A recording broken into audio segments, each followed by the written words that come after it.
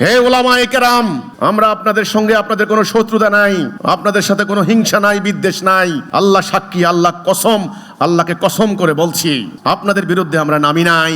আপনারা কেন অনর্থক আমাদের সামনে বাধা সৃষ্টি করছেন? আপনারা মসজিদে নামাজ পড়ান, মানুষ আপনাদের পিছনে নামাজ পড়ে, ইক্তাদাইতুল বিহাজাল ইমাম এটা বলে। আপনারা ঈদের নামাজ পড়ান, মানুষ নামাজের সময় যাওয়ার সময় আপনাদেরকে টাকা দিয়ে যায়। কেউ মারা গেলে আপনাদেরকে ডাকে, গরু কিনলে আপনাদেরকে চাকু নিয়ে দাঁড়িয়ে থাকে জবাই করার জন্য, বিয়ে করার জন্য বসে থাকে। আপনি শিখাইয়া দেন, তারপরে বিয়ে করে। এই জাতিকে কেন আপনি একথা বললেন না? যেই রাষ্ট্রে কোরআনের আইন চলে না, সেই রাষ্ট্রের জনগণ জাতিগতভাবে মুসলমান দাবি করতে পারে না। কেন এই কথা বললেন না? জিহাদ করা তোমাদের জন্য ফরজ। আমার নবী 108টা যুদ্ধ করেছেন, তোমরা সারা জীবন যুদ্ধের চিন্তাও করোনি। তোমরা শতাব্দীর পর শতাব্দী ধরে ব্রিটিশের আইন প্র্যাকটিস করেছো। এই ব্রিটিশের আইন মানলে, সুদ ভিত্তিক অর্থনীতির মধ্যে চললে আমাদের ঈমান থাকে না। এই কথা কেন বলোনি? এই কথা বলা কি ওনাদের দায়িত্বের মধ্যে ছিল না? এই কথা বলা কি ইমাম সাহেবদের, মাদ্রাসার মুহতামিমদের দায়িত্বের মধ্যে ছিল না? এখন আমি কেন নেমেছি, আমরা কেন নেমেছি, নামার দরকার হলো কেন? হিজবুত তাওহীদকে ছোট মনে করতে পারেন, হিজবুত তাওহীদের সদস্যদেরকে দুর্বল মনে করতে পারেন, অভাবী, দরিদ্র, অসহায়, কৃষক, শ্রমিক জনতা মনে করতে পারেন। এদের মোকাবেলা করার জন্য লক্ষ লক্ষ ধর্ম ব্যবসায়ী, সাপের বংশধর আজকে কিলবিল করছে। পারবে না। এই দল আল্লাহর দল, এ বাহিনী আল্লাহর বাহিনী, এ বিজয় আল্লাহর বিজয়, এই দিন আল্লাহর দিন, এই জিহাদ আল্লাহর জন্য জিহাদ। এরা মুমিন, আমাদের বিজয় অনিবার্য ইনশাআল্লাহ। আউযু বিল্লাহি মিনাশ শাইতানির রাজিম, বিসমিল্লাহির রহমানির রহিম। আমাদের সম্মানিত সুধীবৃন্দ, ভাই ও বোনেরা, সকলকে আন্তরিক সালাম, মোবারকবাদ। সালামু আলাইকুম রহমতুল্লাহি ওয়া বারাকাতুহু। আপনারা দেখতে পাচ্ছেন সাম্প্রতিক কিছু ঘটনা বলি। আমি সকল আলেমকে এই পর্যায়ে বলবো না, এক কাতারে আনবো না, সকল আলেমকে আমি দায়ী করব না, সবাই নন। আমি কাউমিদেরকেও ঢালাওভাবে সকল কাউমিয়ানদেরকে আমি দায়ী করছি না। কাউমি মাদ্রাসা কেন্দ্রিক একটা গ্রুপ, একটা গোষ্ঠী, এরা বিভিন্নভাবে পলিটিক্স করে, রাজনীতি করে। এদের স্থানীয়ভাবে রাজনৈতিকভাবে তাদের প্রভাব বিস্তারের প্রয়োজন দেখা দিয়েছে। এরা দল করে, এদের বিভিন্ন দল আছে। আপনারা এখন বর্তমানে কাউমি মাদ্রাসার মানে বিভিন্ন শিক্ষার্থীদের বিভিন্ন দল হয়েছে। যাই হোক, এই একটা গ্রুপ, এরা আবার ওয়াজ মাহফিল করে, নানানভাবে ওয়াজ করে টাকা কামাই করে, সেটা সে প্রসঙ্গে আমি পরে বলবো। এই গ্রুপটা আপনারা দেখবেন, তারা গত 2 মাস আমি দেখলাম ঢাকায়, উত্তরায়, গাজীপুরে, ফেনীতে, নোয়াখালীতে, রংপুরে, বরিশালে, খুলনায়, চট্টগ্রামে, আপনার নেত্রকোনায়, ময়মনসিংহে, টাঙ্গাইলে, আমার কাছে অন্তত 20টি জেলার রিপোর্ট আছে। গতকালকে জুমার দিনে অন্তত 50টি মসজিদের রিপোর্ট আছে আমার কাছে। সারা বাংলাদেশের যত মসজিদ আছে সেখানে আমাদের দলকে সমর্থন করেন, আমাকে ভালোবাসেন, আমাদেরকে সাপোর্ট করেন এমন লোকও আছেন। তারা আমাদেরকে জানান বিভিন্নভাবে যে আজকের এই মসজিদের মানে অমুক হুজুর, অমুক খতিব সাহেব আপনাদের সমালোচনা করেছেন। এই কওমি মাদ্রাসা কেন্দ্রিক এই গ্রুপ, তারা আমাদের বিরুদ্ধে আজকে আদা জল খেয়ে নেমেছে। জনগণের সামনে তারা এই কথাটা বলার চেষ্টা করছে, হিজবুত তাওহীদ মানুষের ঈমান নষ্ট করতে দাঁড়িয়েছে, হিজবুত তাওহীদ ভণ্ড। আর আমাদের বিরুদ্ধে প্রচারণার ক্ষেত্রে নতুন কৌশল নিয়েছে। যেই ব্যানারে তারা সমাবেশ করে সেই ব্যানারে কাদিয়ানীদের নাম যোগ করে দেয়। কাদিয়ানী, হিজবুত তাওহীদ ফিতনা, মানে একসাথে জনগণকে বিভ্রান্ত করার জন্য। আমরা দেখতাম যে গত কয়েক দশকে হিজবুত তাওহীদের বিরুদ্ধে এক শ্রেণীর মিডিয়া প্রচার চালাতো, হিজবুত তাওহীদ, হিজবুত তাহরির, জেএমবি, এই ধরনের কতগুলি নাম, নিষিদ্ধ নামের সঙ্গে হিজবুত তাওহীদের নাম যুক্ত করে প্রচার চালাইতো। এগুলির সমস্ত উদ্দেশ্যই হচ্ছে মূলত জনগণকে বিভ্রান্ত করা। এখন আপনারা যারা সরাসরি এখানে এসেছেন, আমি আপনাদেরকে অনুরোধ করব আমার কথাগুলিকে খুব মনোযোগ দিয়ে শুনবেন। পবিত্র কোরআন শরীফ আমার সামনে আছে। আমি প্রত্যেকটা মিটিংয়ে পবিত্র কোরআন শরীফ নিয়ে যাই। কেন নিয়ে যাই? এটা আমাদের বিধান, এটা আল্লাহর হুকুম, এটা শরীয়তের মূল ভিত্তি। যত শরিয়া প্রণেতা আছেন সবাই এটা স্বীকার করবেন যে পবিত্র কোরআন হচ্ছে শরীয়তের ইসলামের বিধানের মূল ভিত্তি। এরপরে হচ্ছে সুন্নাহ, একসাথে বলে কোরআন এবং সুন্নাহ। আচ্ছা, সুন্নাহটা কি? সুন্নাহটা হলো কর্মনীতি, কর্মপদ্ধতি, রীতিনীতি, এটার নাম সুন্নাহ। আল্লাহ রাব্বুল আলামিন সুন্নাহ শব্দটি তার নিজের বেলায় ব্যবহার করেছেন। আমার সুন্নাহর কোনো পরিবর্তন নাই, মানে আমার নীতির কোনো পরিবর্তন নাই। এখন হিজবুত তাওহীদ কি বলছে? কাওমি মাদ্রাসা কেন্দ্রিক একদল আলেম ওলামা তারা সমানে প্রচার চালাচ্ছে, মসজিদে, মাদ্রাসায়, মাহফিলে মিথ্যা হ্যান্ডবিল রচনা করে বিভিন্ন জায়গায় সেমিনারের নামে যে হিজবুত তাওহীদ দাঁড়াইছে মানুষের ঈমান নষ্ট করতে, হিজবুত তাওহীদ ভণ্ড। এরপরে কি করছে? কাফের ফতোয়া দিয়ে দিছে। কাফের কাফের আপনার মিছিল করতেছে, হিজবুত তাওহীদ কাফের কাফের, তুমিও জানো আমিও জানি হিজবুত তাওহীদ কাফের কাফের। এখন এই যে কাফের ফতোয়া দিল এই হিজবুত তাওহীদ, কি এখন হিজবুত তাওহীদ কি বলে, হিজবুত তাওহীদের কনসেপ্ট কি, আকীদা কি, কথা কি, এটা আপনাদেরকে মনোযোগ দিতে হবে, ঠিক আছে? তাহলে আমি যে কথাটা বললাম, আমাদের ইসলামের যাবতীয় কথার ভিত্তি হবে কি? কোরআন, এরপরে রাসূলুল্লাহর জীবনী মানে সুন্নাহ, ওকে নাকি? এবার এই কোরআনে আল্লাহ বলেছেন যেই সম্পর্কে তোমার কোনো জ্ঞান নাই তুমি এর অনুসরণ করবা না। সূরা বনী ইসরাঈল এই 17 নম্বর সূরা 36 নম্বর আয়াত।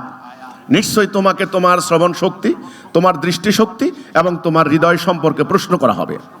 সূরা জুমারের 18 নম্বর আয়াত, 18 নম্বর আয়াতে আল্লাহ বলেছেন যে মনোযোগ দিয়ে কথা শোনো, এর মধ্যে যেটা উত্তম সেটা গ্রহণ করো, আশা করা যায় তুমি হেদায়েত প্রাপ্ত হতে পারো। তাইলে হেদায়া পাওয়ার জন্য কি লাগবে? মনোযোগ দিয়ে কথা শুনতে হবে। আমাদের বিরুদ্ধে চরম মিথ্যাচার করা হচ্ছে। আজকে আপনারা যারা এসেছেন আপনাদেরকে আল্লাহ রাব্বুল আলামিন দৃষ্টি দিয়েছেন, আপনারা দেখেন, কান দিয়েছেন, শুনেন। আমাদের এই মিটিংয়ের ডিসিপ্লিন দেখেন, এখানে ছেলেদের অবস্থা, মেয়েদের অবস্থা সব দেখেন। ওরা বাহিরে যে সমস্ত জঘন্য মিথ্যাচার করছে, কেন মিথ্যাচার করছে সেটা জবাব আপনারা দিবেন। আমরা আমাদের এই হল রুমের মধ্যে আমরা হলটা যেভাবে সাজিয়েছি, এক পাশে ছেলেরা এক পাশে মেয়েরা, মঞ্চের মধ্যে এক পাশে ছেলেরা এক পাশে মেয়েরা। আপনারা বলেন তো দেখে, এই হল রুমের মধ্যে কোনো বিশৃঙ্খলা, কোনো ইনডিসিপ্লিন, কোনো হইচই, কোনো ধরনের বাজে কোনো কিছু দেখতে পাচ্ছেন আপনারা? এটার নাম শৃঙ্খলা, এটার নাম ডিসিপ্লিন। আল্লাহ ইসলামকে পাঠিয়েছেন ডিসিপ্লিন শিক্ষা দেওয়ার জন্য। আমি আজ আপনাদেরকে একটা কথা বলতে চাই, মৌলিক কথা, ভিত্তি কথা মনে রাখবেন। ইসলাম যুক্তির ধর্ম, যুক্তির বাহিরে ইসলাম নেই। ইসলাম অযৌক্তিক কোনো কর্মকাণ্ড নেই, ইসলামে অবৈজ্ঞানিক কোনো কথাবার্তা নেই, ইসলামে অহেতুক অনর্থক কোনো কথাবার্তা নেই। ইসলামে জোর জবরদস্তির কথা একদম নিষেধ, লা ইকরাহা ফিদ্দিন, দিন নিয়ে জবরদস্তির কথা কিন্তু ইসলামে নেই। আল্লাহ তাআলা কোরআনে বলেছেন, লা ইউকাল্লিফুল্লাহু নাফসান ইল্লা উসহা, আমি তোমাদের সাধ্যের অতিরিক্ত ভার চাপিয়ে দেই না। তাহলে পবিত্র কোরআন যদি আপনি পড়েন, দেখবেন কোরআন উদার, মানবিক, যুক্তিশীল, বিজ্ঞান ভিত্তিক। এখানে কোনো বক্রতা নাই, এখানে কোনো বাড়াবাড়ি নাই, এখানে কোনো সীমা লঙ্ঘন নাই, এখানে একজনকে প্রমোট করতে গিয়ে আরেকজনকে দমন করার কোনো সিস্টেম নাই। এখানে নারীদের যেমন অধিকার, পুরুষেরও তেমন অধিকার ঘোষিত হয়েছে। এখানে বর্ণবাদের জায়গা নাই, এখানে হিংসাত্মক কর্মকাণ্ডে কোনো জায়গা নাই, এখানে উগ্রবাদের কোনো লাইসেন্স নাই, এখানে সাম্প্রদায়িকতার কোনো লাইসেন্স দেওয়া হয় নাই। তাহলে আপনি যখন ইসলামের কথা বলবেন, আপনি যখন মুমিন দাবি করবেন, আপনি তখন মুসলিম দাবি করবেন, অবশ্যই আপনাকে হতে হবে ভদ্র, আপনাকে হতে হবে শালীন, আপনাকে হতে হবে অন্যের অধিকার সম্পর্কে সচেতন, আপনাকে হতে হবে নারীদের প্রতি আপনি সম্মানশীল, আপনাকে অবশ্যই হতে হবে যুক্তিশীল মানুষ। এর বাহিরে যদি আপনি থাকেন তাহলে আমি হলফ করে বলতে পারি আপনি মুসলিম হতে পারবেন না। এবার আমি প্রশ্ন করি, এটা কি আল্লাহর বিধান? কি জন্য? এটাকে কায়েম করে মানুষ যেন শান্তি পায় সেটার ব্যবস্থা করার জন্য। আজকে কোরআন আছে ঘরে ঘরে, কোরআন মুখস্থ করা হচ্ছে, হেফজ করা হচ্ছে, কোরআনের মাহফিল করা হচ্ছে, লক্ষ লক্ষ আলেম কোরআনের মাহফিল করে বেরিয়ে আসছেন, শান্তি নাই কেন? এই প্রশ্নের উত্তর আজকে আপনাদেরকে জানতে হবে। এই প্রশ্নের উত্তর দেওয়ার জন্যই আল্লাহ রাব্বুল আলামিনের অসীম করুণায় হিজবুত তাওহীদ আন্দোলন তৈরি হয়েছে। কোরআন আছে, কোরআন মুখস্থ হচ্ছে, কোরআন গবেষণা করা হচ্ছে, কোরআনের মাহফিল করে লাখে লাখে টাকা কামাই করে নিয়ে যাচ্ছেন, কিন্তু যেই উদ্দেশ্যে কোরআন অর্থাৎ এটাকে কায়েম করে, এটাকে কার্যকরী করে মানুষের সমাজে শান্তি, সেটাই নাই। মানুষ আজ অশান্তির আগুনে জ্বলে পুড়ে ছারখার হয়ে যাচ্ছে। আপনার বাবা আপনাকে জমি বিক্রি করে আপনাকে সৌদি আরব পাঠিয়েছেন। আপনাকে বলেছেন, বাবা দেখো আমরা গরিব মানুষ, এই এক চিলতে জমি, 1 বিঘে জমি, এটাই আমার দাদার সম্পদ, এটাই ছিল আমাদের বেঁচে থাকার অবলম্বন, এটা বিক্রি করে 10 লক্ষ টাকা খরচ করে তোমাকে সৌদি আরব পাঠাচ্ছি, মনোযোগ দিয়ে রুজি করবা বাবু, রুজি না করলে আমরা না খেয়ে মরতে হবে। তাইলে বলেন তো সৌদি আরব আপনার যাওয়ার উদ্দেশ্য কি ছিল?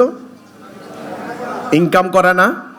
আপনি বিমানবন্দরে নামার পরে সৌদি আরবের অবস্থা দেখে, রং সং দেখে, জাঁকজমকপূর্ণ শহর নগর দেখে আপনি উদ্দেশ্য ভুলে গেলেন। আপনি ভুলে গিয়ে আপনি সিনেমা দেখেন, খেলা দেখেন, মজা করেন, টাস খেলেন, গাঁজা খান। একটা নির্দিষ্ট সময় পরে কোম্পানি আপনাকে পাঠিয়ে দিবে, আপনি থাকতে পারবেন না সেখানে।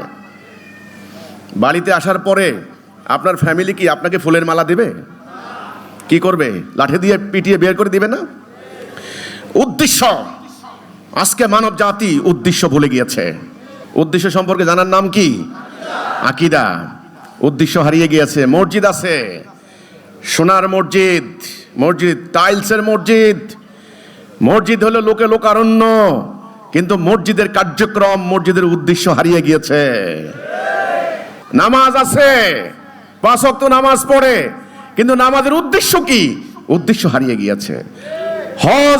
হজের অনুষ্ঠান হচ্ছে মক্কায় মুআজ্জামায় প্রতি বছর, কিন্তু হজের কি উদ্দেশ্য? সেই উদ্দেশ্য হারিয়ে গিয়েছে। আপনাকে একটা গাড়ি দেওয়া হলো, গাড়িটার উদ্দেশ্য হলো এক জায়গা থেকে আরেক জায়গায় নিয়ে যাবেন, আপনি বুঝলেন না কি জন্য গাড়িটি আপনি গ্যারেজে রেখে প্রতিদিন গাড়ি সাবান দিয়ে ধোয়া মোছা করে পরিষ্কার পরিচ্ছন্ন করে রেখে দেন। আপনার জীবন গেল, আপনার সন্তানের জীবন গেল, দাঁড়ান আপনার নাতির জীবন গেল, 14 পুরুষের জীবন চলে গেল, কিন্তু গাড়ি দিয়ে উদ্দেশ্য হাসিল হলো না। তাহলে মুসলমানদের কি হারানো হয়েছে? উদ্দেশ্য। ইসলামের শুরুটা কি ইমান দিয়া না নামাজ দিয়া? ইমান দিয়া। আগে ইমান, লা ইলাহা ইল্লাল্লাহ মুহাম্মাদুর রাসূলুল্লাহ, এটা হলো আগে 1 নাম্বার।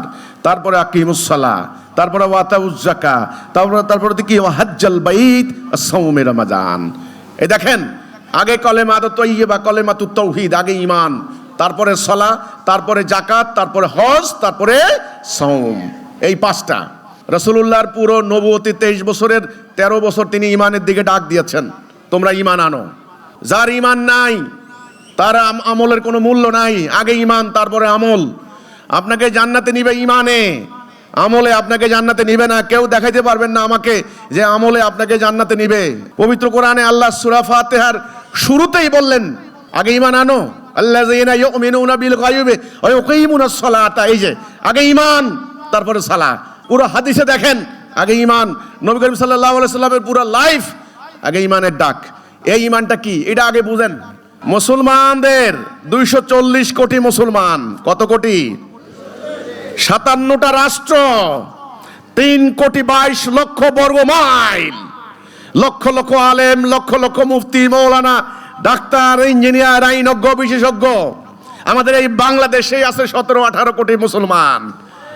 মসজিদের অভাব আছে, মাদ্রাসার অভাব, মুফতি মৌলানার অভাব, কিসের অভাব? ঈমান নাই। খুব ভয়ঙ্কর কথা, খুব সাংঘাতিক কথা। কিন্তু ভাই, আজকে আপনারা বলেন যে হিজবুত তাওহীদ এই কথা কেমনে বলে, আমাদের ঈমান নাই মানে কি? আমরা তো আল্লাহ বিশ্বাস করি। আপনারা যে আল্লাহকে বিশ্বাস করেন, যেভাবে বিশ্বাস করেন, এই বিশ্বাস খ্রিস্টানরাও করে। ওরাও মনে করে ভগবান মানে ঈশ্বর, গড আছে। হিন্দুদেরকে জিজ্ঞাসা করেন যে এই দাদা ভাই তোমাকে কে সৃষ্টি করেছেন? বলছে ভগবান। তোমার বাচ্চা কাচ্চা কে দিছে? ভগবান। তোমারে কে খাওয়ায়? দাদা বলো তো কে খাওয়ায়? ভগবান খাওয়ায়। হিন্দু বলে বিশ্বাস করে। ইহুদিকে জিজ্ঞাসা করেন, বিশ্বাস করে। স্বয়ং ইবলিস কি আল্লাহকে বিশ্বাস করতো না? ইবলিসের সঙ্গে আল্লাহর কথা হইছে না? মক্কার কাফেরদেরকে এই বিশ্বাস কি ছিল না? পবিত্র কোরআন সাক্ষী দিচ্ছে। পবিত্র কোরআন বলে কাফেরদেরকে আল্লাহ বলছেন তাদেরকে জিজ্ঞাসা করো এই মেঘমালা বৃষ্টি বর্ষণ করা কে? তারা বলবে আল্লাহ। তারা আল্লাহ বিশ্বাস করত, তারা হজ করত, তারা নামাজ পড়তো, তারা নিজেদের নাম আব্দুল্লাহ রাখতো। কিন্তু তাদের কি ছিল না? ঈমান ছিল না। কেমনে ঈমান ছিল না?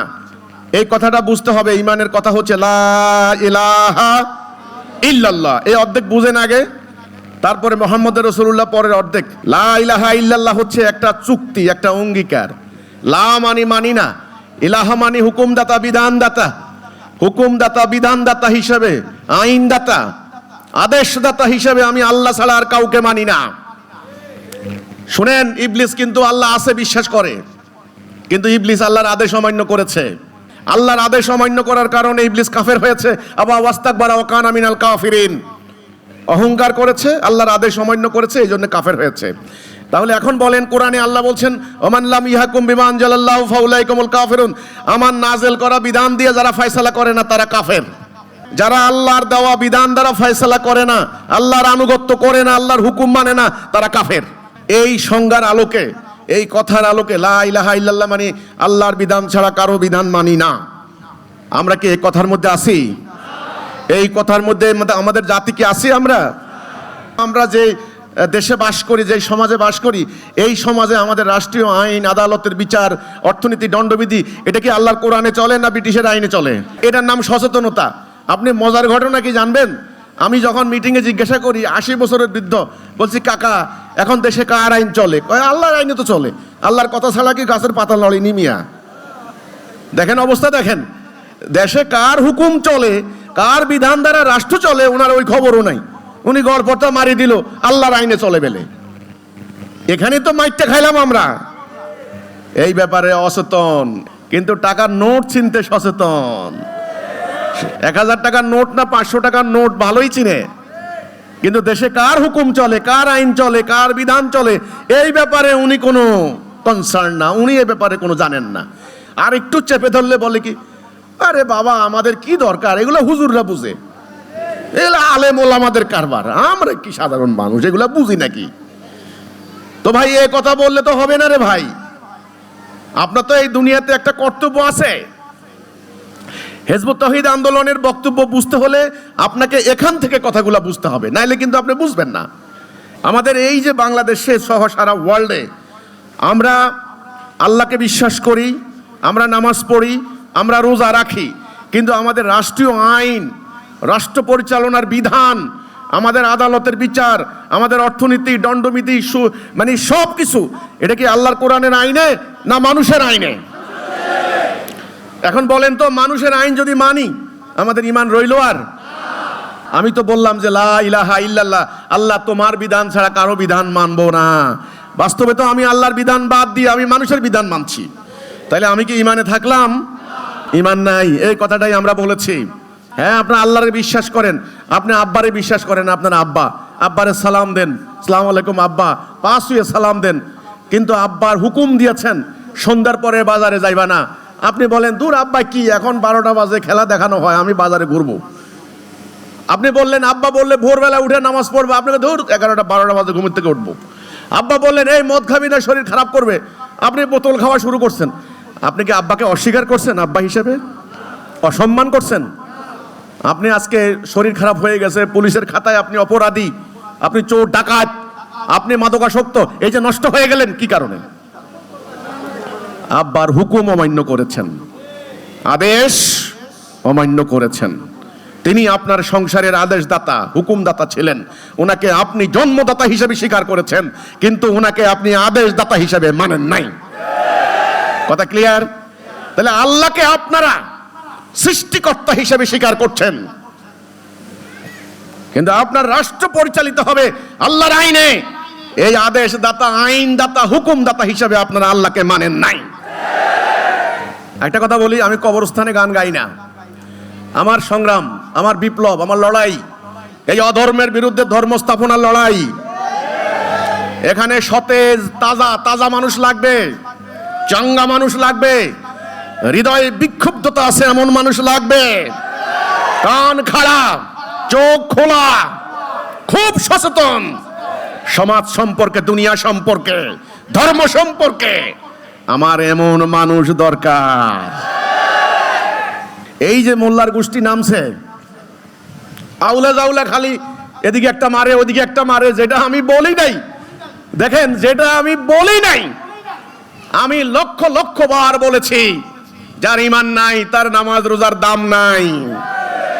আগে ঈমান, তারপরে নামাজ রোজা। এই জালেমের গোষ্ঠী কি করলো জানেন? আমার এই অর্ধেক বক্তব্য কেটে দিয়ে বলছে, দেখো দেখো এই ভণ্ড কি বলে, নামাজ রোজার দরকার নাই। দেখেন, এজন্যে কথা বুঝতে হবে, কথা খুবই সাংঘাতিক সাংঘাতিক বিকৃতি এসেছে আমাদের এই রাষ্ট্রীয় জীবনে, সামাজিক জীবনে, ধর্মীয় জীবনে। আল্লাহ যে একজন আছেন, এটাতে কোনো অসুবিধা আছে আমাদের? নো। আমরা আল্লাহকে খালেক মানছি, আমরা আল্লাহকে মালেক মানছি, আমরা আল্লাহকে রাজ্জাক মানছি, আমরা আল্লাহকে রব মানছি, কিন্তু আমরা আল্লাহকে ইলাহ হিসাবে মানছি না। আপনি একজন ম্যাজিস্ট্রেটকে কি হিসাবে মানেন বলেন তো? বিচারক হিসাবে মানেন। আপনি একজন ব্যবসায়ীকে কি বিচারক হিসাবে মানেন? পণ্য বিক্রিকারী হিসাবে মানেন। ব্যাপারটা বুঝতে হবে। কিন্তু আমরা মুসলমানরা আল্লাহকে স্বীকার করি, আল্লাহ এক, আল্লাহ তিনজন না, এটা আমরা বলি না। দুই, আমাদেরকে খাওয়ান রাজ্জাক আল্লাহ, সন্তানাদি দেন আল্লাহ, এটা মানি আমরা, ওকে। কিন্তু আমাদের রাষ্ট্র পরিচালনা করার জন্য যে একটা হুকুম দিতে পারেন তিনি, এই হুকুমদাতা হিসাবে আমরা তাকে মানি না। এটা আমরা কাকে মানলাম? মানুষকে, ব্রিটিশকে, মানুষের আইন, আল্লাহকে মানলাম। তাহলে এখন আমাদের ইলাহাটা কে? আল্লাহ হইলেন? ঠিক মক্কার কাফেররা এই কাজটাই করতো, আল্লাহকে ইলাহ হিসাবে মানতো না। ওরা আল্লাহকে বিশ্বাস করতো, হ্যাঁ আল্লাহ আছে। তাহলে আল্লাহকে বিশ্বাস করাই কিন্তু লা ইলাহা ইল্লাল্লাহর মূল দাবি নয়। লা ইলাহা ইল্লাল্লাহর মূল দাবি হচ্ছে আল্লাহর হুকুম ছাড়া অন্য কারো হুকুম না মানা। আমার জন্য নামাজ ফরজ, কে বলেছেন? কিন্তু আদালতে বিচার হবে আল্লাহর আইনে, এটা ফরজ না? কুতিবা আলাইকুমুস সিয়াম, তোমার জন্য রোজা ফরজ করে দিলাম। একই কথা আল্লাহ বলছেন কুতিবা আলাইকুমুল কিতাল, তোমার জন্য যুদ্ধ ফরজ করে দিলাম। তাহলে রোজা ফরজ, যুদ্ধ ফরজ না? নামাজ ফরজ, আল্লাহর আইনে বিচার করা ফরজ না? আমরা কিছু মানলাম, কিছু বাদ দিলাম, এটার নাম শিরিক। দেখেন, আমাদের আলেম ওলামারা ওয়াজ করেন সারা বছর, শুয়োর হারাম, শুয়োর হারাম। ঠিক আছে, শুয়োর হারাম, সুদ কি হারাম, আর ধর্ম ব্যবসা কি ওইটাও হারাম। তাহলে সারা জীবন ওনারা বললেন শুয়োর হারাম, আমরা শুয়োরকে ঘৃণা করি, যে শুয়োর খায় তার সঙ্গে আত্মীয়তা করব না। সুদ কি হারাম না? এইবারে আপনারা জানেন জাতীয় বাজেটে 1,28,000 কোটি টাকা সুদ দিতে হবে। বাংলাদেশের সকল ব্যাংক 16% থেকে 18% সুদ নির্ধারণ করেছে। আমাদের রাষ্ট্রটা চলে কিসের উপরে? সুদের উপরে। আমরা শুয়োর খাইলাম না, আল্লাহ হারাম করেছেন। কোন দোকানে যদি শুয়োর বিক্রি করে, আমার মনে হয় খোলার সঙ্গে সঙ্গে 12 ঘন্টার মধ্যে দোকান শেষ। কিন্তু সুদের দোকান পাড়ায় পাড়ায়, মহল্লায় মহল্লায়, জালের মতো সুদ। নামাজ ফরজ, জিহাদ কি? জিহাদ বাদ দিলাম। দিন কায়েম করা কি? আকিমুদ্দিন, দিন কায়েম করো, এটা ফরজ না?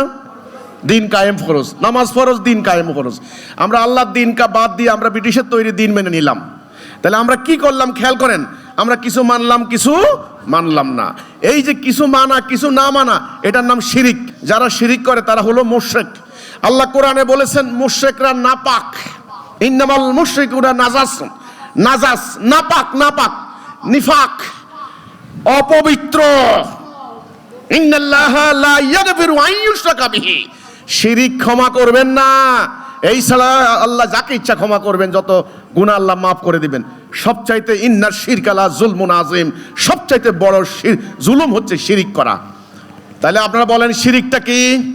এই যে আমরা দেখলাম পার্লামেন্টে বাংলাদেশের সবচাইতে বলা হয় বড় ইসলামী দলের একজন এমপি, তিনি স্পিকারকে বলতেছেন, মাননীয় স্পিকার আপনার হলো পার্লামেন্টে মাথা ঝুঁকাইলে এটা শিরিক হয়। খুব ভালো কথা, মাথা ঝুঁকাইলে শিরিক হয়, একমাত্র আল্লাহ ছাড়া কারো সামনে মাথা ঝুঁকানো যাবে না। এই কথা শুনে আমি হাসবো না কাঁদবো? যেই বিধানকে অস্বীকার করে আল্লাহর বিধান কায়েম করার কথা, সেই বিধানকে ওনারা আলিঙ্গন করে নিয়ে সেই বিধান রক্ষণাবেক্ষণ করার জন্য শপথ নিয়ে ওনারা বলেন মাথা ঠুকানো নাকি শিরিক। ভাই আসল শিরিক গায়েব করে দিলেন। তাহলে এখন বলেন সবচেয়ে বড় গুনাহ কি? শিরক। শিরিক মানে কি? কিছু মানা কিছু না মানা, আংশিক মানা আংশিক না মানা। যারা শিরিক করে তারা হচ্ছে কি? মুশরিক।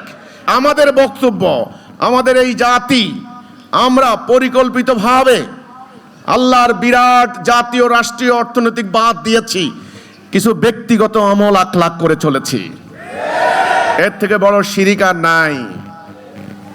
এখন বলেন আমাদের ঈমান আছে, আমাদের নামাজ আছে, রোজা আছে, হজ আছে, যাকাত আছে, আলেম ওলামা আছে, মসজিদ মাদ্রাসা আছে, দাড়ি টুপি পাগড়ি আছে, লেবাস আছে। ঈমান নাই। ঈমান না থাকার কারণে ইসলামের যে উদ্দেশ্য সেটা হাসিল হচ্ছে না। ইসলামের উদ্দেশ্য কি? শান্তি। সেই শান্তি নাই। কোটি কোটি টাকা খরচ করে মসজিদ বানানো হয়েছে, মসজিদের ফান্ডে 10 কোটি টাকা আছে, খরচের জায়গা নাই। টাইলস বছর বছর পাল্টাচ্ছেন। জুমার নামাজ শেষ হয়, মসজিদের দুই দিকে ভিক্ষুক আর ভিক্ষুক আর ভিক্ষুক, ভিক্ষুকের ঠেলায় মুসল্লিরা হাঁটতে পারে না। কি মানে এই টাইলসের মসজিদের? ইসলামের উদ্দেশ্য হচ্ছে ওই টাইলসের মসজিদ নির্মাণ করা নয়, ভিক্ষুক ভিক্ষাবৃত্তি দূর করা। উদ্দেশ্যটা হারিয়ে গেছে। ধর্মের উদ্দেশ্য, ধর্মের উদ্দেশ্য হচ্ছে মানবতা, মানবাধিকার, সাম্য। অভাব থাকবে না, অনটন থাকবে না, দুঃখ যন্ত্রণা থাকবে না, চুরি ডাকাতি খুন রাহাজানি থাকবে না, যুদ্ধ থাকবে না, দুর্বলের উপর সবলের অত্যাচার চলবে না, নারীর উপর নির্যাতন চলবে না, সাম্প্রদায়িক উস্কানি চলবে না, উগ্রবাদ চলবে না। এমন একটি শান্তিপূর্ণ পরিবেশ, এটাই হলো ধর্মের উদ্দেশ্য। এটা আছে? কি আছে? পাড়ায় পাড়ায় মসজিদ, মাদ্রাসা, দাড়ি টুপি। আমি বলি এটা খোলস। এটা কি? খোলস। এ ভাই, আপনারা কি কাঠের বন্দুক আর অরিজিনাল রাইফেল এটা কি দেখছেন? ওই যে পুলিশের কাছে, আর্মির কাছে থাকে রাইফেল, আবার কাঠের বন্দুক দেখছেন না? কাঠের রাইফেল, কাঠের বন্দুক দেখবেন কাঠ দিয়ে যখন বানায় একই রকম প্রায়। আপনার হলো ব্যারেল আছে, স্টক আছে, ওটা হলো আপনার এগুলো সব আছে। দেখতে দেখা যায় বন্দুকের মতো, কিন্তু আসল বন্দুক নয়। এই আমাদের এই যে এনভায়রনমেন্টটা দেখতে পাচ্ছেন, দেখতে দেখা যায় ধর্মের মতো, কিন্তু আসল ধর্ম নয়। কেন নয়? কেন নয়? ধর্মের যে উদ্দেশ্য, এই উদ্দেশ্য হাসিল হচ্ছে না। দেখবেন পোলা পাইনে ওই যে পার্কে যায়, সেখানে একটা বিমান বসা আছে। পোলা পাইনে আবার বিমানে উঠে বসে ছবি তুলে খুব মজা পায়। বাইরের থেকে দেখা যায় বিশাল বড় জঙ্গি বিমান, কিন্তু এটা কি আসল বিমান? না, এটা খেলনা বিমান, এটা খোলস। কারণটা কি? বিমানের যে উদ্দেশ্য আকাশে উড়া, এটা দিয়ে সেই উদ্দেশ্য হাসিল হচ্ছে না। কেন হচ্ছে না? কারণ বিমানের মূল শক্তি ইঞ্জিন নাই। আশা করি পরিষ্কার। তাইলে এখন বাহিরের থেকে দৃশ্য যে ধর্মটা দেখতে পাচ্ছেন, এটা খোলস। এটা কি? খোলস।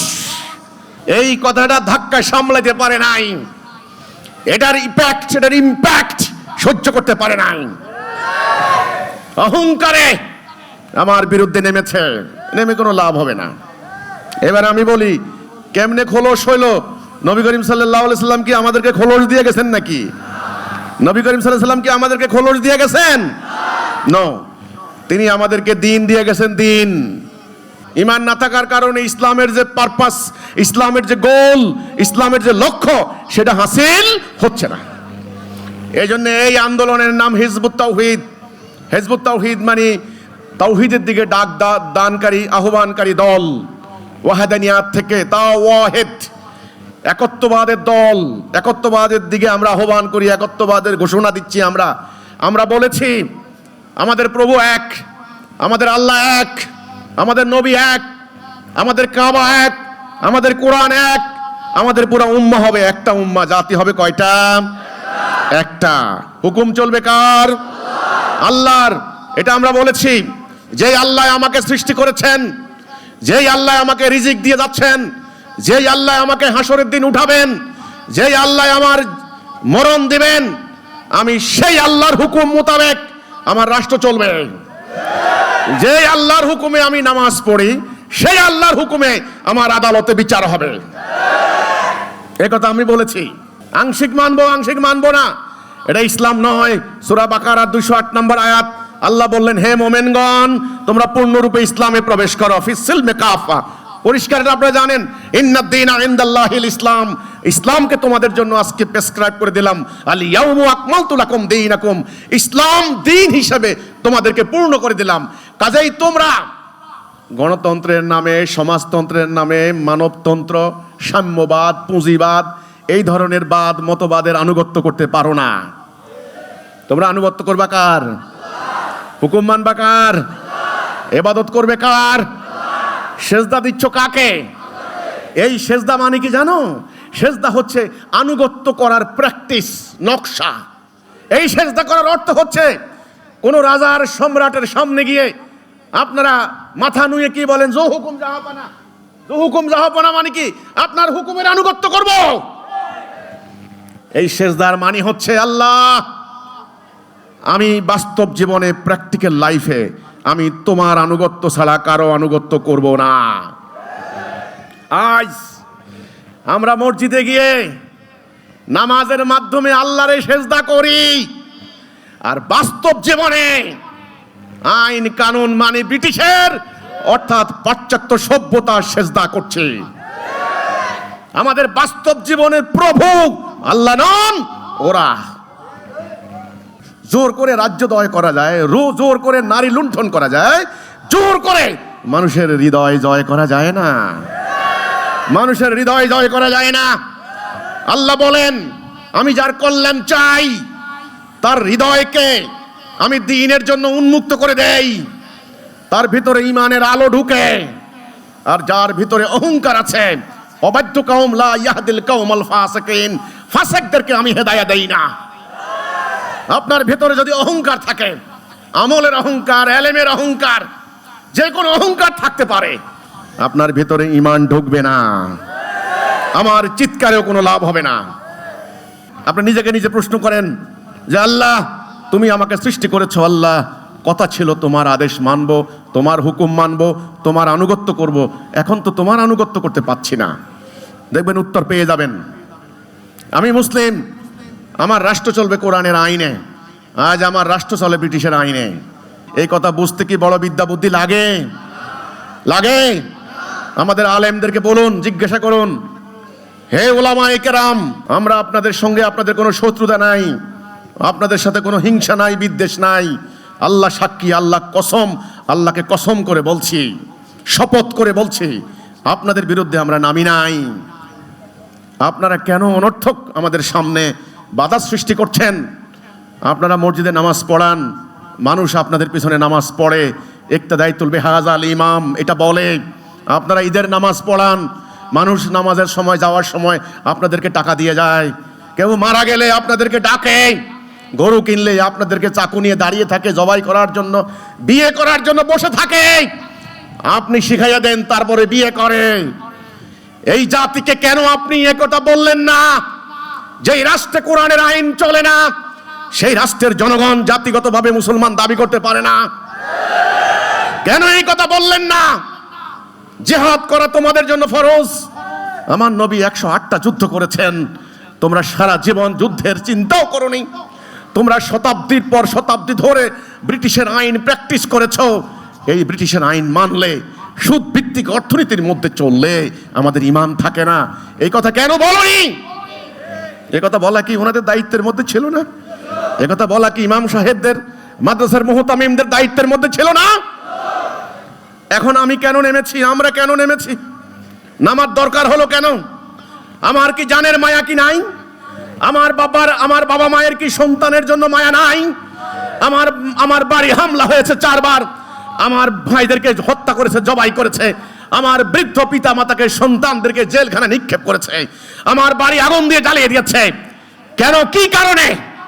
আমার আন্দোলনের প্রতিষ্ঠাতা ইমামুজ্জামান জনাব মোহাম্মদ বাইজিদ খান পন্নী, আমি যখন ওনার কাছে যাই তখন আমার বয়স 26 কি 27 বছর।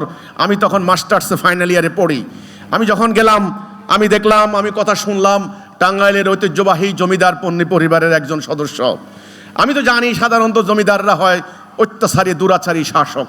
জমিদাররা মানুষের সম্পদ লুণ্ঠন করত, জমিদাররা শোষণ করত, ট্যাক্স কালেকশন করত। জমিদারদের বিরাট বাহিনী ছিল, হাতি বাহিনী, ঘোড়া বাহিনী। জমিদারি বাড়ি মানেই হলো এখানে নির্যাতন, জুলুমের একটা চিহ্ন, একটা জায়গা। আমি জানতাম এগুলি বোঝানো হয়েছে। শেষে যখন একটা বই হাতে আসলো, বইয়ের নাম এই ইসলাম, ইসলাম নয়। বইটা যতই এক পাতা পড়ি ততই হারিয়ে যেতে লাগলাম সেই গৌরবময় ইতিহাস। বই যত একটা অধ্যায় পড়তে থাকি আমি যেন নিজেকে আবিষ্কার করতে লাগলাম, আমি যেন চিনতে লাগলাম আমার মহানবীকে।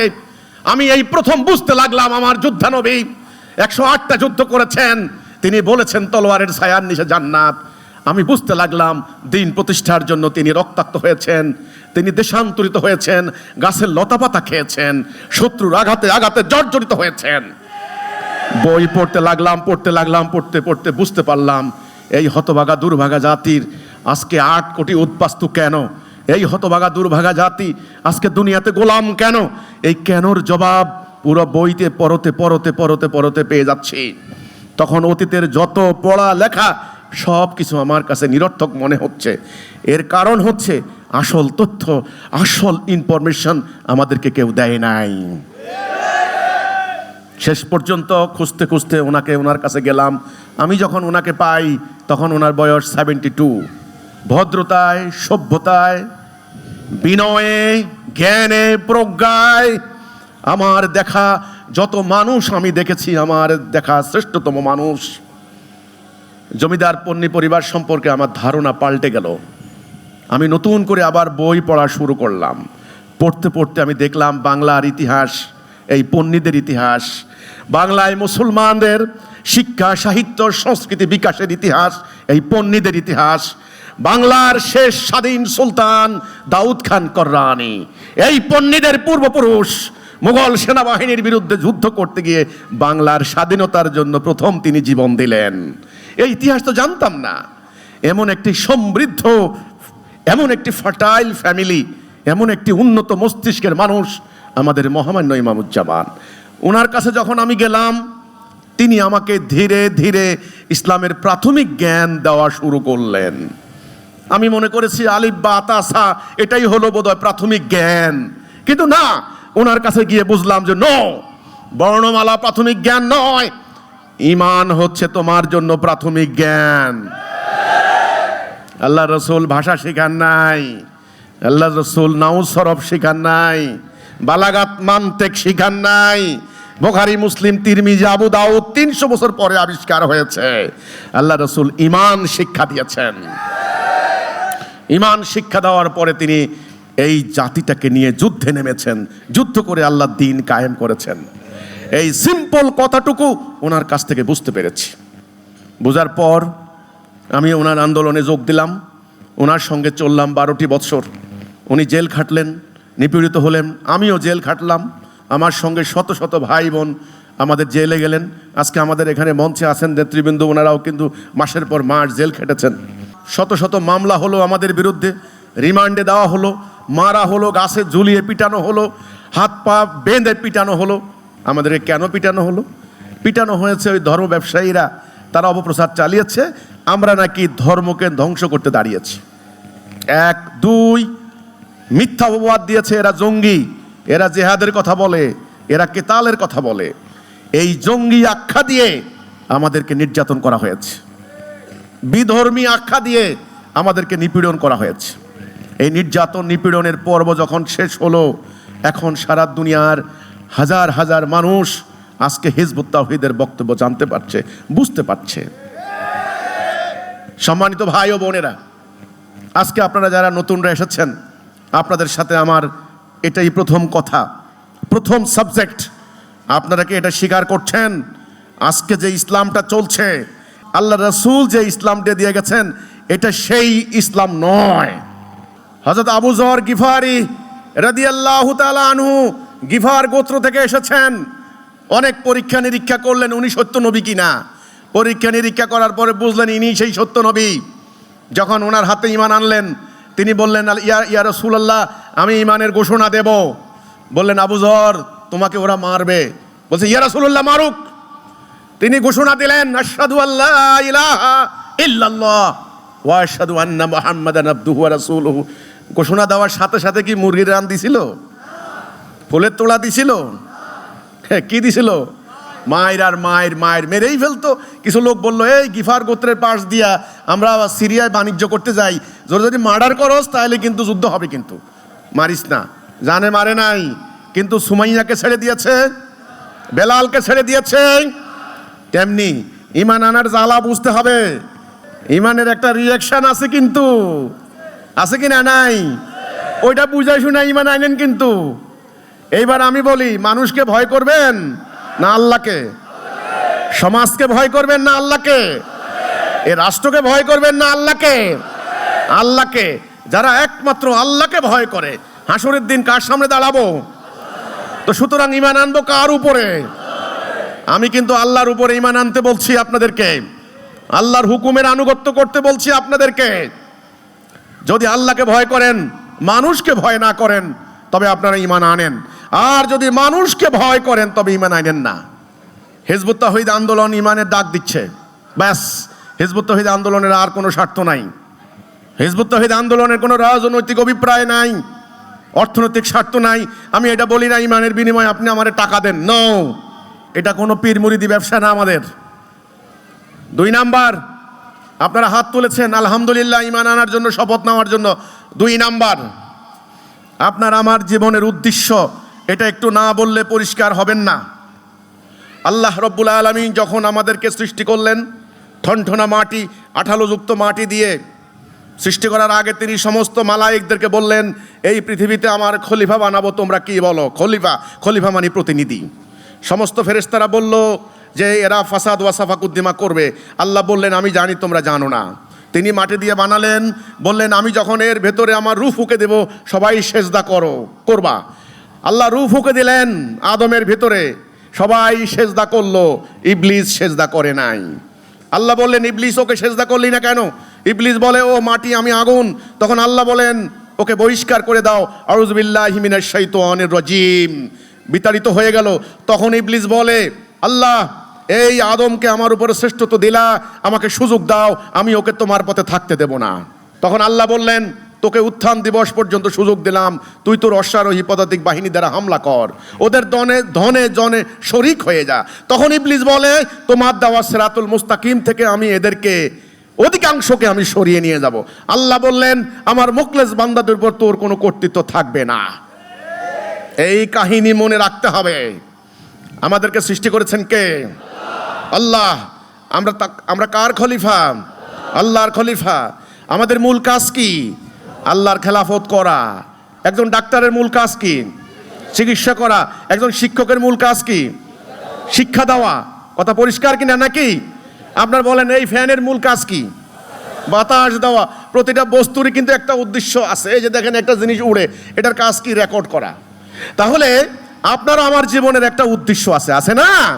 এই উদ্দেশ্য সম্পর্কে জানার নাম কি? আকীদা। এটা যদি ভুল হয়, সব ভুল হয়ে যাবে। তাহলে এখন বলেন, এই পৃথিবীতে আমাদের মূল কাজ কি? আল্লাহর খেলাফত। এখন আল্লাহর খেলাফত করব কি দিয়া? এই আল্লাহর খেলাফত করার জন্য দরকার হচ্ছে আল্লাহর হুকুমের আনুগত্য করা। এই জন্য ঈমান, লা ইলাহা ইল্লাল্লাহ। তাহলে ঈমান আনবো কেন? আল্লাহর খেলাফত করার জন্য। আল্লাহর খেলাফত করব কেন? শান্তি কায়েম করার জন্য। শান্তি কায়েম করব কেন? ইবলিসের বিরুদ্ধে আল্লাহকে বিজয়ী করার জন্য। এখন বলেন, তাহলে ইসলামের উদ্দেশ্য কি? শান্তি। কোরআন নাযিলের উদ্দেশ্য কি? শান্তি। আমার আপনার জীবনের উদ্দেশ্য কি? শান্তি। আশা করি পরিষ্কার। আল্লাহ বাবা আদমকে যখন রূহ দিয়ে দিলেন, মানে কথাবার্তা হয়ে গেল, তখন মাকে বানালেন। মাকে বানিয়ে বাবাকে বললেন যে, আদম, ইনি তোমার স্ত্রী, তোমরা দুজন এই জান্নাতে থাকো, যা খুশি খাও, একটা নিষেধ, ওই গাছের নিকট যাবে না। তো শয়তান ওনাদেরকে ভুলিয়ে দিলেন। ওনারা ওই গাছের নিকট গেলেন। ফলে কি হলো? ওনাদের লজ্জাস্থান অনাবৃত হয়ে পড়লো। ওনারা জান্নাতের পাতা দ্বারা লজ্জাস্থান আবৃত করার চেষ্টা করলেন। তখন আল্লাহ ডাক দিয়া বললেন, আদম, এ কি কাজ করলা? আমি কি বলি নাই তোমরা শয়তানের আনুগত্য করবা না? ও তোমাদের প্রকাশ্য শত্রু। তখন বাবা আদম তওবা করলেন, রব্বানা যালামনা আনফুসানা ওয়া ইল্লাম তাগফির লানা ওয়া তারহামনা লানাকুনান্না মিনাল খাসিরিন।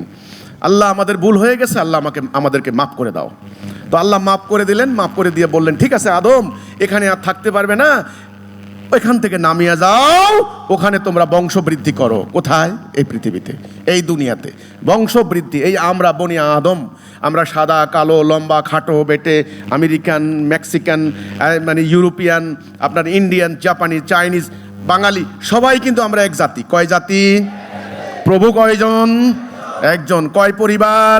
এক পরিবার। আদি পিতা মাতা আদম হাওয়া। আমাদের গায়ের রঙের মানে পরিবর্তন, আমাদের খাদ্যাভ্যাসের বৈচিত্র্য, আমাদের পোশাকের বৈচিত্র্য, আমাদের এই যে ভাষার বৈচিত্র্য, এগুলো হয়েছে ভৌগোলিক আবহাওয়ার কারণে। এই জন্যে মনে রাখবেন, কোনো ভাষা শ্রেষ্ঠ, কোনো ভাষা নিকৃষ্ট, এই ধারণা কখনো বলবেন না ভাই। কালা মানুষ নিকৃষ্ট, সাদা মানুষ শ্রেষ্ঠ, এটা হারাম। খাটো মানুষ খারাপ, লম্বা মানুষ ভালা, এটা হারাম। আমরা ভাই ভাই, এক পরিবার। ইবলিসের কাজ হবে আপনাদের এই ভ্রাতৃত্বের পরিচয় ভুলিয়ে দেওয়া। কথা ক্লিয়ার? তাহলে এই দুনিয়াতে আমরা যে আসলাম, দুনিয়া আমাদের জন্য পার্মানেন্ট বাড়ি না পরীক্ষা? পরীক্ষা। দুনিয়াতে রাস্তা কয়টা? দুইটা। এটাই শরীয়তে বলে, সূরা ফাতিহার মধ্যে আছে ইহদিনাস সিরাতাল মুস্তাকিম গায়রিল মাগদুবি আলাইহিম ওয়ালা দাল্লিন। এটা হলো হেদায়া, এটা হলো দলালা, এটা হলো সত্য, এটা হলো মিথ্যা, এটা হলো ন্যায়, এটা হলো অন্যায়, এটা ধর্ম, এটা অধর্ম। মানুষ দুই প্রকার, মোমেন কাফের। এই পথের শেষ মাথা জান্নাত, এই পথের শেষ মাথা জাহান্নাম। মধ্যখানে আপনি আমি। এদিকে যাবেন না এদিকে যাবেন, আপ টু ইউ। নবী রাসূলদেরকে আল্লাহ পাঠিয়েছেন মানুষের সামনে এই কথা বলার জন্য।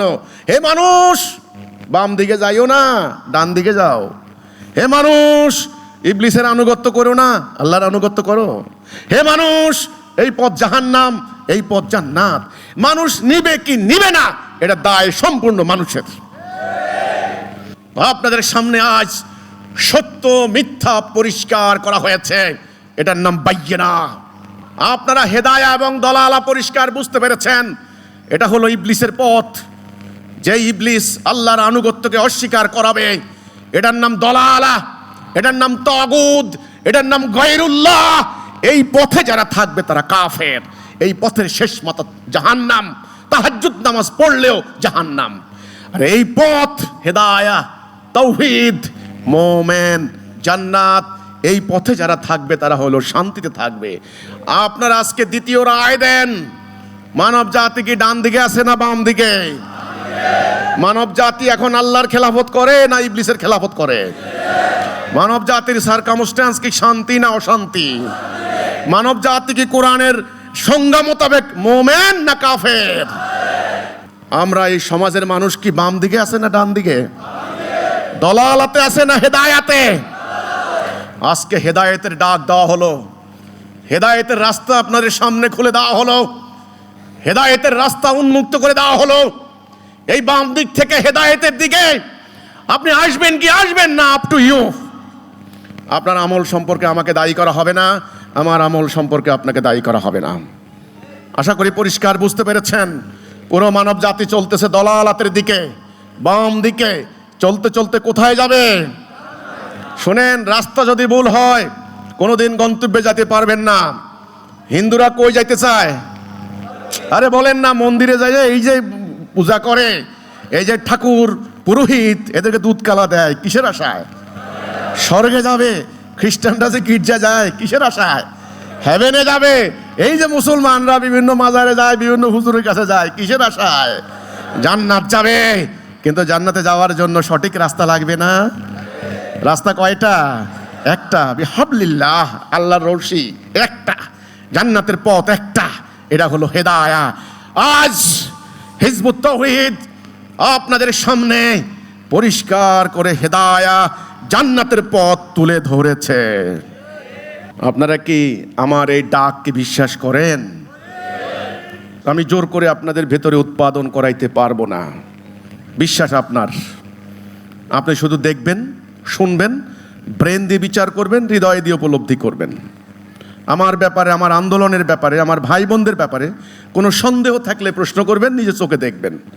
কিন্তু ভাই, আমি আজ পরিষ্কার করে দাবি করছি, আজকে দুনিয়াতে হেদায়েতের দিকে ডাক দিচ্ছে হিজবুত তাওহীদ। জান্নাতের দিকে ডাক দিচ্ছে হিজবুত তাওহীদ, মুমিন হওয়ার জন্য ডাক দিচ্ছে হিজবুত তাওহীদ। আমার জানা মতে, আমার জ্ঞান মতে হেদায়েতের এই রাস্তা হিজবুত তাওহীদের বাহিরে কোথাও নেই। আমার জ্ঞান মতে, আমার জানা মতে হেদায়েতের এই ডাক, মুক্তির এই ডাক হিজবুত তাওহীদ ছাড়া আর কেউ দিচ্ছে না। সবাই আমলের বয়ান করে, সবাই আমলের কথা, আমল করো, আমল করো, এত আমলের এই সব, এই আমলের এই সব। আমলের আগে হেদায়া, হেদায়ার পরে তাকওয়া। রাস্তা যদি ভুল হয় জীবনেও গন্তব্যে যেতে পারবেন না। আপনি ধরুন চট্টগ্রামে রওনা দিলেন, আপনার গাড়ির ড্রাইভারকে বললেন আমি চট্টগ্রাম যাব, গন্তব্য চট্টগ্রাম, আমার খুব দরকার, চট্টগ্রাম আমাকে যেতেই হবে, না হলে আমার পরিবার নিশ্চিহ্ন হয়ে যাবে, আমি কি চট্টগ্রাম যাব। ওকে, গাড়ি রওনা দিল। কাশপুর ব্রিজ পার হওয়ার পর ড্রাইভার সিলেটের দিকে গাড়ি চালনা শুরু করে দিল, সিলেটের দিকে। ওকে, সময় যাবে, শ্রম যাবে, টাকা যাবে, ঘন্টা যাবে, মিনিট যাবে, শেষ পর্যন্ত কোথায় গিয়ে পৌঁছবেন? গন্তব্যে যেতে পারছেন? কেন? আপনার নিয়ত তো ঠিক ছিল। রাস্তা ভুল। কি ভুল? রাস্তা ভুল। আজকে কোটি কোটি মুসলমান তাদের সময় দিচ্ছে, শ্রম দিচ্ছে, নানান আমল করছে, আন্তরিকতার সাথে বিভিন্ন ধর্মীয় দলে যোগ দিচ্ছে, ভোট দিচ্ছে, বিভিন্ন পীরকে তারা গরু বকরি দিচ্ছে, বয়াত নিচ্ছে, কিন্তু ভুল পথ, দলালা, জান্নাতের পথ নয়। আপনাদের সামনে কি আমি হেদায়েতের এই পথ পরিষ্কার করতে পেরেছি? লা মানে কি? কাকে মানি না?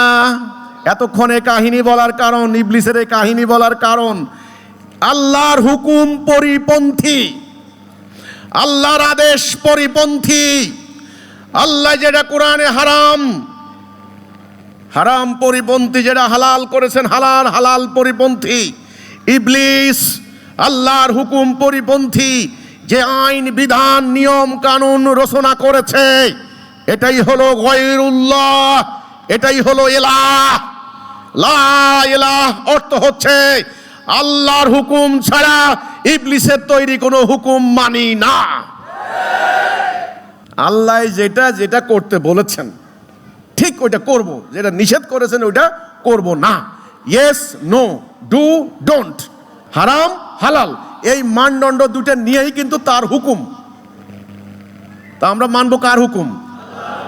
আল্লাহর হুকুম। আর এখন আমরা মানছি কার হুকুম? ইবলিসের হুকুম। হেদায়েতে আসি না দলালাতে আসি? এখন কি আপনারা হেদায়েতে আসবেন? এবার ইসলামের উদ্দেশ্য অর্জনের প্রক্রিয়া, উদ্দেশ্য হচ্ছে মানুষের জীবনে শান্তি। মানব জাতির মূল সংকটটা কোন জায়গায় আশা করি বুঝতে পেরেছেন, তাই না? আমাদের লোকেরা নামাজ পড়ে, রোজা রাখে, হজ করে, কিন্তু ভুল পথে, রং ওয়ে, দলালা, রাস্তা ভুল। লাভ নাই তো, আপনি কষ্ট করে, সময় যাবে, শ্রম যাবে, টাকা যাবে, মেধা যাবে, যাচ্ছে না, কিন্তু ভুল পথ। কি সাংঘাতিক কথা, কি সাংঘাতিক কথা। এই হেদায়েতের রাস্তার জন্যই কিন্তু হাজার হাজার কোটি কোটি মানুষ সময় গুদরান করে গিয়েছেন। আল্লাহর কাছে আমরা প্রতি ওয়াক্ত নামাজে দোয়া করি না? আলহামদুলিল্লাহি রব্বিল আলামিন, সমস্ত প্রশংসা কার? রবের। তারপরে কি? আর রহমানির রহিম, তিনি রহমান রহিম। মালিক ইয়াউমিদ্দিন, বিচার দিনের মালিক। ইয়াকা না'বুদু, তোমার ইবাদত করব, ওয়া ইয়াকা নাস্তাঈন, তোমার কাছে সাহায্য চাই। তাহলে কার ইবাদত করব বলছি? সাহায্য কে করবেন? এখানে কিন্তু ইবলিসের কথা আছে। শপথ কিন্তু শুরু। এই যে আমরা সেনাবাহিনীর লোকেরা শপথ করায়, আমি শপথ করছি দেশের সার্বভৌমত্ব রক্ষা করিব, ব্যাপারটা কিন্তু এরকম ভাই, কিন্তু শপথনামা, শপথ করানো হচ্ছে। আচ্ছা, ইয়াকা না'বুদু ওয়া ইয়াকা নাস্তাঈন ইহদিনাস সিরাতাল মুস্তাকিম, আল্লাহ আমাকে সিরাতুল মুস্তাকিমে পরিচালিত করো আল্লাহ। গায়রিল মাগদুবি আলাইহিম ওয়ালাদ-দাল্লিন, ওইদিকে যাব না, ওটা ধ্বংসের পথ, ওখানে নিও না আল্লাহ। আজ হেদায়েতের রাস্তা আপনার সামনে, একমাত্র অহংকারের কারণে আপনি এই রাস্তাকে প্রত্যাখ্যান করবেন, নচেত নয়। এখন বলেন, এতক্ষণ আলোচনা শোনার পর আলেম ওলামাদের সাথে আমাদের কোনো দ্বন্দ্বের কথা ছিল? কোনো কারণ ছিল? কোনো রিজন আছে? তাহলে নিজেকে নিজে প্রশ্ন করেন, কওমি মাদ্রাসার একটা গোষ্ঠী আলেম আমার বিরুদ্ধে লাগলো কেন? হোয়াই? উত্তর পেয়ে যাবেন কিছুক্ষণ পর। এবার আসেন তৃতীয় স্তরে আলোচনা। তাওহীদ বুঝলাম, দ্বীনের উদ্দেশ্য বুঝলাম, হেদায়া বুঝলাম। এইবার নবীর আগমনের উদ্দেশ্য কি? আমাদের নবী করিম সাল্লাল্লাহু আলাইহি ওয়াসাল্লাম তিনি কি লেখাপড়া জানতেন? তিনি যখন হেরা গুহায় ধ্যান করছেন, কিসের ধ্যান ভাই? আল্লাহ রাসূল কি অনর্থক অহেতুক চোখ বন্ধ করে বসে থাকতেন নাকি? নো, ওনার যখন জ্ঞান হলো, উনি দেখলেন আরবের এই সমাজ, গোত্রে গোত্রে মারামারি, কামড়া কামড়ি, হানাহানি, নারীদের উপর নির্যাতন, মানুষ বাজার থেকে গরু বকরির মতো কিনে নিয়ে আসে, চুরি ডাকাতি, অভাব দারিদ্র, এটা দেখেননি তিনি? দেখার পরে উনি টেনশন করলেন, চিন্তা করলেন যে এই মানব সমাজের মুক্তি কোন পথে? এদের কি কোনো মুক্তি নাই? এভাবে কি ধ্বংস হয়ে যাবে? তিনি অনেক চেষ্টা করলেন, আপনারা জানেন, হিলফুল ফুজুল তৈরি করলেন, খুব একটা কাজ হলো না। অনেক চেষ্টা করলেন, কে কার কথা শুনে? তিনি নির্বিঘ্নে একান্তে একাকে নিরিবিলি চলে গেলেন হেরা গুহায়। রাসূল চিন্তা করতে লাগলেন, মানুষের মুক্তি কেমনে কেমনে? দুর্বলের উপর সবলের অত্যাচার বন্ধ হবে না, কোন রাস্তা দিয়ে হবে? একটা পর্যায়ে আল্লাহ ওনাকে পথ দিলেন, এটার নাম হেদায়া। আল্লাহ তাআলা বাবা আদমকে শুরুতেই বলছেন, ফাইম্মা ইয়াতিয়ান্নাকুম মিন্নি হুদা ফামান তাবিআ হুদায়া ফালা খাউফুন আলাইহিম ওয়ালা হুম ইয়াহজানুন। আমি হেদায়া দেব। আদম, ওই যে যখন দুনিয়াতে ওনাদেরকে পাঠিয়ে দিলেন, বাবা আদম মা হাওয়া খুব টেনশনে পড়ে গেছেন, তো ইবলিসের প্ররোচনা, তো আমার সন্তানদের কি অবস্থা হবে? তখন আল্লাহ বললেন, আদম চিন্তা করো না, ভয় পাইও না, আমি হেদায়া দেব। হেদায়া কে দেবেন? আল্লাহ। হেদায়া মানে সঠিক পথ, হেদায়া মানে ডাইরেকশন। আপনি যদি বনে হারাই যান একবার, ওই হারিয়ে যাওয়া ব্যক্তি বন থেকে বের হওয়ার পথ পাওয়ার আনন্দ কতখানি আপনারা জানেন না। আল্লাহ নবীকে দিলেন। নবী করিম সাল্লাল্লাহু আলাইহি সাল্লাম হেরা গুহা থেকে বেরিয়ে আসলেন, এসে মানুষদেরকে তিনি দাওয়াত দিলেন। কিসের দাওয়াত? লা ইলাহা ইল্লাল্লাহ মুহাম্মাদুর রাসূলুল্লাহ। এই দাওয়াতের উদ্দেশ্য কি ছিল? পবিত্র কোরআনে সূরা ফাতিহা 28, সূরা সফ 9, সূরা তওবা 33, তিনটা সূরাতে আল্লাহ বলছেন, হুয়াল্লাযী আরসালা রাসূলাহু বিল হুদা ওয়া দীনিল হক লিইয়ুযহিরাহু আলাদ দীনি কুল্লিহি ওয়ালাউ কারিহাল মুশরিকুন। আল্লাহ বলছেন, একটা আয়াত আছে, ওয়াকাফা বিল্লাহি শাহিদা, আমি আমার রাসূলকে হেদায়া এবং সত্য দিন দিয়ে পাঠিয়েছি। তাহলে হেদায়া কি? লা ইলাহা ইল্লাল্লাহ মুহাম্মাদুর রাসূল, এটা হলো হেদায়া। কথা মনে থাকবে? আর দিন মানে কি? হেদায়েতের উপরে প্রতিষ্ঠিত হওয়া জীবন ব্যবস্থা, সিস্টেম অফ লাইফ। জীবন কিভাবে চলবে? পারিবারিক জীবন, আধ্যাত্মিক জীবন, সামাজিক জীবন, অর্থনৈতিক জীবন, রাজনৈতিক জীবন, বিচারিক জীবন, সামরিক জীবন, কূটনৈতিক জীবন, বাণিজ্য নীতি, শিল্পনীতি, সমাজনীতি, সেই সমস্ত নীতি, এটার নাম হলো জীবন ব্যবস্থা, দিন। দিন কয় প্রকার হতে পারে? একটা আল্লাহ দেওয়া দিন, একটা ইবলিসের তৈরি করা দিন। তো যারা মুমিন হবে তারা কার দিন মানবে? আল্লাহ দেওয়া। আর যারা কাফের তারা কার দিন মানবে? ওকে, এখন আল্লাহ রাব্বুল আলামিন এই বনি আদমের অর্থনৈতিক শান্তি কেমনে আসবে, বিচারিক শান্তি কেমনে আসবে, এর একটা ব্যবস্থা দিচ্ছেন না? এখন এই ব্যবস্থা নবীর মাধ্যমে আমরা পাইছি নাকি? এখন এই ব্যবস্থা যদি কায়েম না হয়, এই দিনের কি দাম? আমি আপনাকে একটা মোটরসাইকেল দিলাম, আপনি যদি এটা না চালাইয়া গন্তব্যে না যান, এই সাইকেলের কোনো দাম আছে? তাহলে দিনটা কায়েম করতে হবে না? এটাই আল্লাহ কোরআনে বলছেন সূরা শুরার মধ্যে, আনাকিমুদ্দিন, দিন কায়েম করেন। আজকে মুসলমানদের সামনে এই কথাটা কেউ বলে না, দিন কায়েম করতে হবে। খালি বলে নামাজ কায়েম করো, নামাজ পড়ো। আরে ভাই, নামাজ কায়েম করেন, দিনও তো কায়েম করতে হবে। আল্লাহর দিন কায়েম করা ছাড়া শান্তি আসবে না। আল্লাহর দিন কি এমনি এমনি কায়েম হয়ে যাবে? মুখের কথায় কায়েম হয়ে যাবে? চলেন আমরা গিয়ে কয়েকজন বলি সরকারকে, এই আপনারা যে আইন দ্বারা রাষ্ট্র চালান এটা বাদ দেন, আল্লাহর আইন কায়েম করেন, বললেই হয়ে যাবে? হবে না। নো, এটা আল্লাহ জানেন। এই জন্য আল্লাহ রাসূল একটা জাতি তৈরি করলেন, উম্মাহ তৈরি করলেন, একটা বাহিনী তৈরি করলেন। এই বাহিনীকে দিয়ে তিনি জিহাদ করলেন, জিহাদ করে আল্লাহর দিনটা কায়েম করলেন। এই জন্য পবিত্র কোরআনে কয়েকশো আয়াত আছে জিহাদের। জিহাদ মানে আপ্রাণ চেষ্টা, কেতাল মানে যুদ্ধ। আল্লাহ রাসূল পেটে পাথর বেঁধেছেন, যুদ্ধ করেছেন, শত্রু আঘাতে আঘাতে জর্জরিত হয়েছেন, ওনার সাহাবীরা যুদ্ধ করেছেন। যুদ্ধ আপনার জন্য ফরজ, জিহাদ আপনার জন্য ফরজ। এখন বলেন জিহাদ করবেন কেন?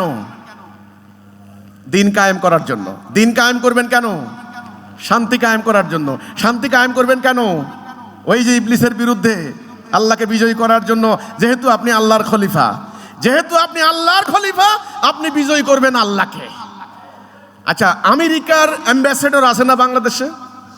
এই অ্যাম্বাসেডর কার খলিফা বলেন তো? ডোনাল্ড ট্রাম্পের খলিফা। আচ্ছা, এখানে এই অ্যাম্বাসেডরের কাজ হচ্ছে বাংলাদেশে আমেরিকার স্বার্থকে বিজয়ী করা নাকি? এই যে চুক্তির পরে আমেরিকার অ্যাম্বাসেডর বনানী গিয়ে দোকানে দোকানে দেখেছে আমেরিকার পণ্য কোনটা আছে না নাই। কথাটা ক্লিয়ার হয়েছে কিনা? তাহলে আপনি আল্লাহর খলিফা হিসেবে এই দুনিয়াতে আপনার সংগ্রাম হবে আল্লাহকে বিজয়ী করা। ইবলিসও তার খলিফা নিয়োগ করেছে, তাদের দায়িত্ব হবে ইবলিসকে বিজয়ী করা। এখন আল্লাহ বিজয়ী হবেন কখন? যদি মানব সমাজে শান্তি আসে, আল্লাহ বিজয়ী। আর যদি মানব সমাজে অশান্তি হয়, ওই সমাজে ইবলিস বিজয়ী। এখন আপনারা বলেন, এই দুনিয়াতে আল্লাহ বিজয়ী না ইবলিস বিজয়ী? ইবলিস বিজয়ী। এখন আল্লাহ বিজয়ী হবেন কিসের ভিত্তিতে? আল্লাহর দিন কায়েম করলে। দিন কায়েম করবে কারা? একদল মোমেন। এই মোমেন কি কথা বলে সে মোমেন হবে? লম্বা দাড়ি রাখলে, পাগড়ি পড়লে, মুফতি মৌলানা হইলে, জজ ব্যারিস্টার হইলে, কি হইলে মোমেন হয়?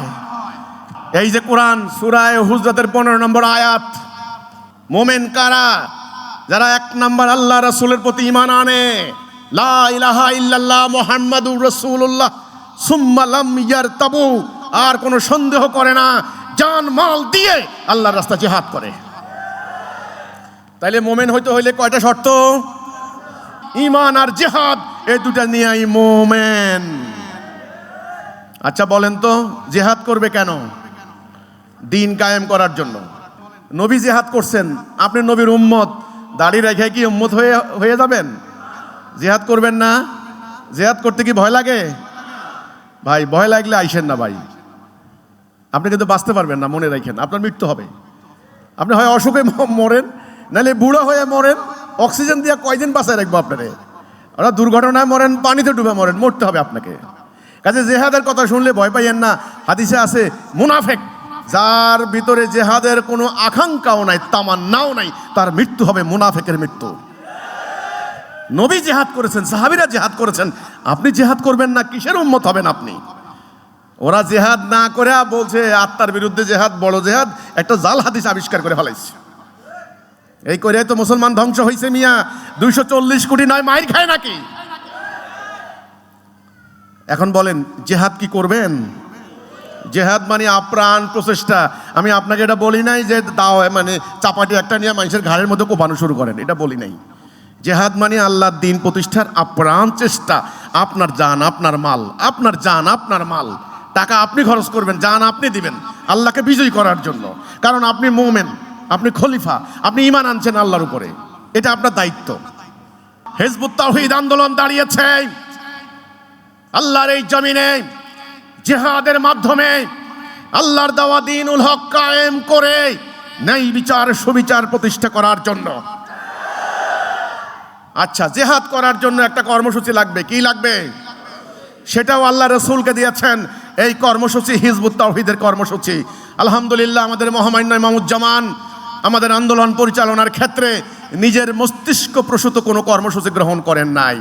আল্লাহর দেওয়া সেই কর্মসূচি যেটা রাসূলকে দিয়েছেন, রাসূল কর্মসূচি অনুসরণ করে ওনার জীবদ্দশায় 12.5 লক্ষ বর্গ মাইল এলাকায় দিন কায়েম করে দিয়ে চলে গেছেন।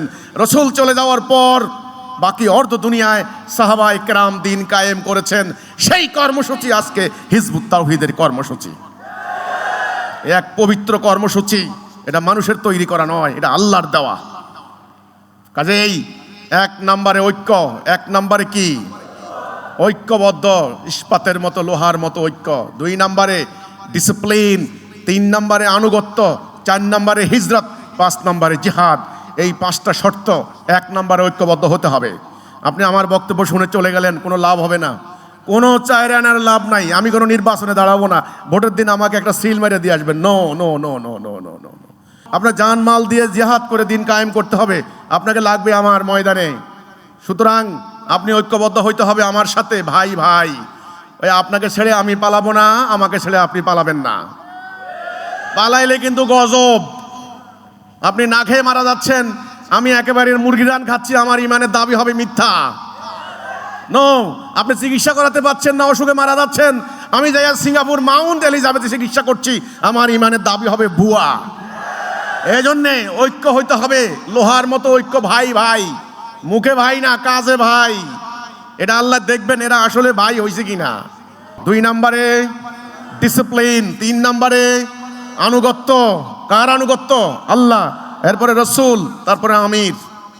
এই হিজবুত তাওহীদের ওলিল আমর, হিজবুত তাওহীদের মহামান্য ইমামুজ্জামান যখন ছিলেন তখন তিনি আমির ওলিল আমর ছিলেন। এখন ওনার ইন্তেকালের পর যেহেতু আমার উপরে আল্লাহর পক্ষ থেকে এই দায়িত্ব এসেছে, কাজেই আমাকে আমির হিসাবে আপনারা মানতে হবে, মানতে হবে। এখন যদি প্রশ্ন করেন যে আপনার তো দাড়ি এত লম্বা নাই, আপনি তো মাদ্রাসা পড়েন নাই, আপনারা মানবো, আপনি কি ঠিকমতো আলহামদু সূরা পড়তে পারেন? তো তাহলে আগে থেকে ভাই ভালো, হ্যাঁ আগের থেকে কাজ করার ভালো, ভাই আমার আন্দোলনে আইসেন না ভাই। আসার পরে আমি হুকুম দিব, হুকুম শুনবেন না, ইত্যাদি চলবে না ভাই। আগে ভালো মতো দেখে শুনে লন আমার সাথে চলবে কিনা, ঠিক আছে? আগে থেকে ক্লিয়ার করে নেন, কোনো সন্দেহ, কোনো দ্বিধা, কোনো সংকোচ, ভয়, ভীতি, আশঙ্কা, সন্দেহ, ভিতরে অনুমান যা আছে সব ক্লিয়ার করে ফেলতে হবে। কারণ আপনার গালে চড় দিলে আমার গালে চড়ের ব্যথা অনুভব করব আমি। এত খেলা খেলি না, আপনার সাথে আমার আধ্যাত্মিক একটা কানেকশন না থাকলে আপনার আর আমার ইমানের এক রশি হলো না। এটা দুনিয়া দেখানো কোনো দল নয়, এটা আল্লাহ তাআলার হেদায়েতের দল। এই ইমামত দুনিয়ার কোনো টাকার বিনিময়ের ইমামত নয়। এখানে আপনার সাথে আমার একটা ইমান আনার সাথে সাথে একটা আধ্যাত্মিক কানেকশন হয়ে যাবে, সেটা দুনিয়ার মানুষ কেউ দেখবে না, আল্লাহ সুবহানাহু ওয়া তাআলা দেখছেন। কারণ আপনার লক্ষ্য আমার লক্ষ্য এক, আপনার আদর্শ আমার আদর্শ এক, আপনার আকীদা আমার আকীদা এক। কাজেই আমার ব্যাপারে যদি সন্দেহ থাকে হিজবুত তাওহীদে আইসেন না। নাম্বার 4 হিজরত। হিজরত মানে আলাদা হওয়া। আপনি যারা তাওহীদে নাই তাদের সাথে ইবাদত করতে পারবেন না, এটা হিজরত। 5 নম্বরে জিহাদ। এই 4টে কন্ডিশন ফুলফিল করতে হবে। 1 ঐক্যবদ্ধ হব, 2 নেতার আদেশ অক্ষর অক্ষরে শুনবো, 3 নেতার আনুগত্য করব, 4 হিজরত করব। এই 4টা হলে আপনার দ্বারা জিহাদ হবে, না হলে জিহাদ হবে না। জিহাদ হবে না, আমি দেখছি তো ভাই, যখন দরকার হয়েছে ডাক দিছি, আসে নাই, ফোন বন্ধ, যখন এই বিপদ দেখছে আর আমারে চিনে না, এইরকম লোক দিয়ে দিন কায়েম হবে না ভাই। এরকম লোক রাসূল 650 লোক নিয়ে বদরের দিকে রওনা দিছেন না, রাস্তা থেকে ভাগছে কয়জন? 300, অর্ধেক আউট। রাসূল কি আউট হইতে পারছেন? আহারে, পারছেন? পারেন নাই তো। তিনি বদরে যাইয়া শত্রু তলোয়ার আর ঝনঝনানি দেখে সঙ্গে সঙ্গে তিনি সিজদায় পড়ে গেলেন। আল্লাহ, আমার হাতে তো কিছু নাই, খেজুরের ডাল। সাহাবীরা বলছেন, ইয়া রাসূলুল্লাহ, ওদের হাতে লম্বা লম্বা তলোয়ার, ওদের হাতে ঘোড়া, ওদের হাতে এত কিছু, আমাদের কাছে কিচ্ছু নাই।